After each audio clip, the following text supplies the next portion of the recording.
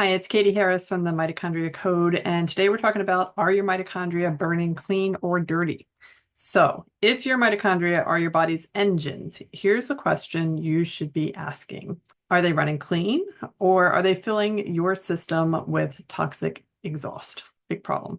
So today I'm going to show you the signs of clean cellular combustion, the red flags of dirty combustion, and how you can actually measure it and improve it. Because what you can measure, you can improve, right? Like if you don't know what's going on and you're just kind of throwing things at it, then you may solve the problem, but you might spend a lot of time and money wasted on not solving the problem.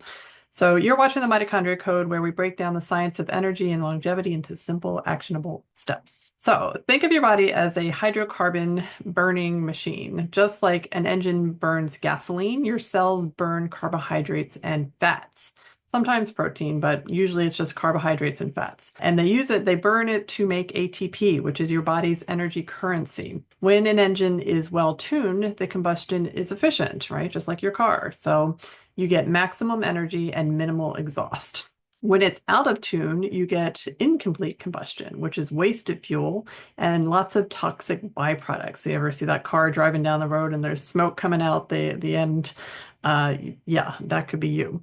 In your body, that exhaust is oxidative stress, free radicals that damage your cells if they're not cleaned up fast enough. So if your body's not cleaning them up fast enough, then you're going to have buildup, and that's going to cause a lot of problems. So clean mitochondrial combustion means that you can make energy without a huge spike in oxidative stress. You're always going to have a little bit of oxidative stress, and the body's prepared for that. And oxidative stress is actually important. It's an important physiological component of how the body works. Excessive oxidative stress, remember the balance thing, is extremely damaging, and it's ultimately what kills everybody, is that your cells become overwhelmed with oxidative stress that it can't manage. So you can make energy without a huge spike in oxidative stress. You can recover quickly after an activity, and you can switch between burning carbs and fat with ease. Dirty combustion means you make excess free radicals with every ATP. Your mitochondria leak electrons instead of using them efficiently, and your body struggles to detox the byproducts, which leads to inflammation.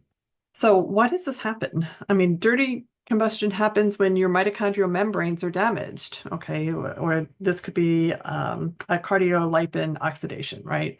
Your antioxidant systems like glutathione and catalase, which are the things that clean up oxidative stress, are depleted. And how do they get depleted? Well, if you use them too much, they get depleted. You might even have like some genetic deletions that you don't have a whole lot of access to glutathione and catalase. You're locked into burning just carbs or just fat, so fuel is incomplete. Your body has to be able to flip back and forth. We call this metabolic flexibility.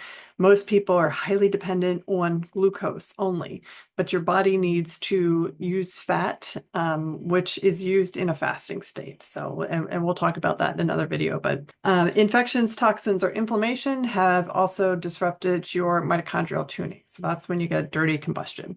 It's not about how much fuel you have, it's about how efficiently you can burn it. I mean, you should be able to eat 10,000 calories a day. And if you can efficiently burn that, then you won't gain weight. And they've shown that in many research studies. But when you can't efficiently burn it, you don't have the right resources to do it, then it will cause weight gain. So how can we measure it? In my clinic, we can measure this with metabolic testing. So we can look at your respiratory exchange ratio, which is your RER, to see if you're burning carbs or fats and how efficiently you're doing that. We can also check some blood markers. So there's some routine labs that we check. We like to do uric acid. If it's too high, that means excess breakdown of energy molecules. Too low can point to depleted NAD, like I've covered in other videos. An oxidized LDL is a sign of oxidative damage. OGDG. OHDG is a DNA oxidative marker, and lactate. So another simple lab that you can check routinely. Its buildup means that you're falling back on inefficient energy production. So, and it's a big cardiovascular risk factor. So why does efficiency matter here? So clean combustion isn't just about athletic performance, which it absolutely helps, but it's about aging slower. Mitochondria that run efficiently produce less oxidative stress, which means less damage to your DNA, your membranes, and your proteins. That means better recovery, fewer chronic disease, and more years of high quality life. So how to clean your burn. Here's how to make your mitochondria burn cleaner. Membrane repair. This is fundamental. Like I get a lot of people that come in and they have 50 diagnoses and they're on 100 different medications and supplements. And it all comes back to, are your membranes intact, right? Your membrane is like your house. So the membranes around every single cell, your white cells, your red blood cells, whatever cells you have out there, they have membranes, all right? Membranes are made up of phosphatidylcholine, plasmalogens, and cholesterol, right? Those are the three main things that make up your membranes. And then the mitochondria have a double membrane, so they need cholesterol and plasmalogens and phosphatidylcholine. So membrane is really, really important. So that's something that you would want to evaluate. And there's absolutely tests out there that can tell us how your membranes are functioning. Redox balance, right? So we've talked about antioxidative support, which is really important, but you don't want to overdo it so that you're out in left field because you need a redox balance. There's a lot of the redox, the oxidative stress has a purpose, and you can't completely knock it out. You want to supplement and give the body the resources it needs without tipping the balance so far to the right that the left is causing problems, right? So redox balance comes with vitamin C, NAC. So I like N-acetylcysteine better than glutathione, direct glutathione, because NAC can be used for a lot of things, right? Like I really like the basic precursors, things that can build into the stuff that you need. So if you need glutathione, taking NAC is a really great way, because if you don't need extra glutathione, then NAC has other things that it can do, kind of like B3. We talked about niacin as the precursor to NAD. Instead of taking NAD, and if your body doesn't need it, then it just creates just basically more work for the body. Whereas if you take B3 and you don't need NAD, it's got a million other things it could do. So vitamin C, NAC, alpha lipoic acid, these are ways that we balance redox. You need to be able to train your body to switch between carbs and fat. They're both important, and you can do this with fasting. So a time-restricted eating, intermittent fasting is really, really important. And we'll talk about this in another video, but the fasting state is when your cells are doing all the repair, and that's when it's using fatty acids. So if you have excess fatty acids, excess triglycerides, one of the best ways to do that is to put it into a fasting state.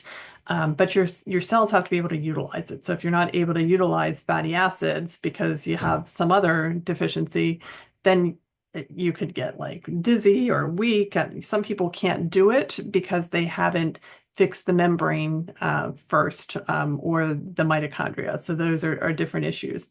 Again, another reason to work with a provider that really knows and understands the mitochondria and cellular health. Mitochondrial biogenesis, build new, fresh mitochondria with exercise, cold exposure, even infrared or heat exposure. So both cold exposure and heat, they signal heat shock proteins, which help to rebuild mitochondria and create new ones. So like a cold plunge is great, the cryo freezer is great, but so is infrared sauna if you don't like those. I don't like cold shock therapy. So, but anyway, certain peptides like MOTS-c, amazing for rebuilding mitochondria and increasing its number. And avoid overfueling. So constant high calorie intake pushes dirty combustion by overloading the system. So again, time restricted eating, intermittent fasting. You don't need to eat 3 meals a day. Breakfast is probably the worst thing. That's a marketing myth from the 1950s, and they're pushing Fruit Loops on everybody, right? You don't need to eat breakfast. But if you are going to eat breakfast, have something that's, like eggs, something high fat, something to get you through the day. And then only eat maybe twice a day. Maybe eat lunch in the morning and dinner early afternoon. You don't want to eat too late. All right, so if your energy feels low or your recovery is slow, it's not just about how much fuel you have. It's about how cleanly your cellular engines are burning it. So when you fix the membranes, you balance the redox, and you fine-tune that system, you're going to get more miles out of every drop of fuel that you take in. So in the next video, I'll show you the biggest lifestyle mistakes that damage the mitochondrial membranes and how to reverse them.